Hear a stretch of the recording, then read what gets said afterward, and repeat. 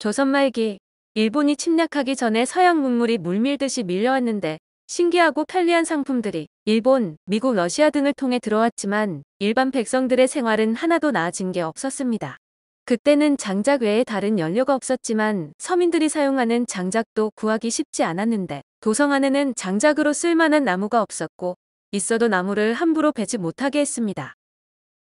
그래서 장작은 주로 양주나 고향에 사는 나무꾼들이 도성 안으로 날라왔는데 고향의 나무꾼들은 구파발을 거쳐 무악재를 넘고 서대문을 통해 도성 안으로 들어오곤 했습니다.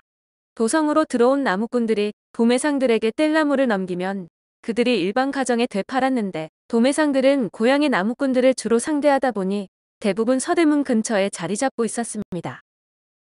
장작 도매상인으로서 가장 유명했던 사람은 최순영이라는 사람으로 장작하면 최순영이란 말이 나올 정도로 시장을 거의 독점했지만 브라이상이란 프랑스 사람이 최순영의 소문을 듣고 장작 장사를 하기로 했습니다.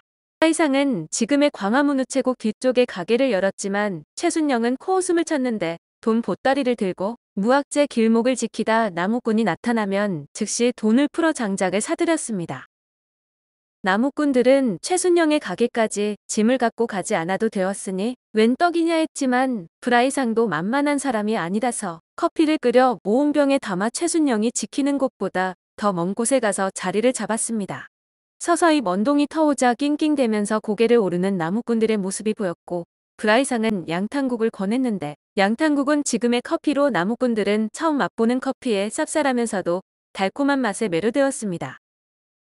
이렇게 브라이상은 나무꾼들에게 호감을 샀고 소문은 나무꾼들 사이에 널리 퍼지기 시작했는데 커피는 중독성이 있는 음료라 한 번 맛을 본 나무꾼들이 계속 브라이상을 찾은 것은 당연했습니다. 이렇게 되자 최순영의 가게는 파리만 날리게 되었는데 최순영은 고민을 거듭하다 나라를 발칵 뒤집어 놓아 장안의 화제가 되고 있던 고종 독살 미수 사건을 이용하기로 했습니다. 최순영은 이를 이용해 비열한 소문을 퍼뜨렸는데 거래하던 나무꾼들에게 세자가 양탄국을 마시고 죽을 뻔했다는 소문을 퍼뜨렸고 소문은 몇 다리를 걸치면서 양탄국을 자주 마시면 시름시름 앓다 죽게 된다고 번졌습니다. 브라이상이 잘못된 소문이라며 항변했지만 나무꾼들의 마음을 돌리지는 못했는데 결국 브라이상은 두 손 두 발 다 들고 장작 가게 문을 닫고 말았다고 합니다.